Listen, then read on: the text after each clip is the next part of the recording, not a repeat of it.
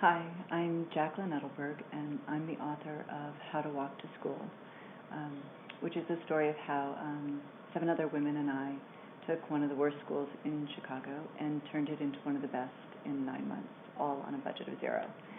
And I was at this conference, and this super respected educator, and a woman no less, stood up and she said, "I'm sure your school is great, and you mommies sound great, and that's all great. But until this project is brought to scale, it really isn't germane to the public policy debate on education." And all I could stammer in this room full of experts was, gosh, I thought mommies had already gone to scale. I thought we'd scaled that problem already. When I left there, after being mad and angry and pissed off for a while, I realized she kind of had a point.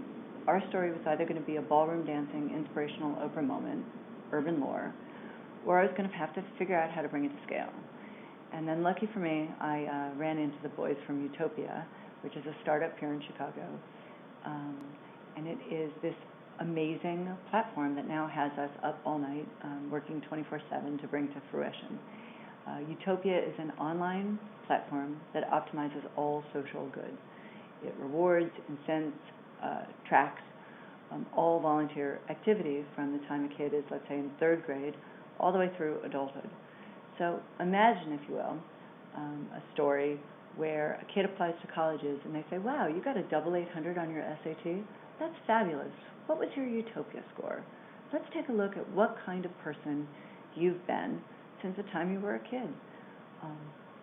And it would have this really robust picture of what kind of a civically minded person you've become and what you've done to the world, in the world, and ultimately for yourself.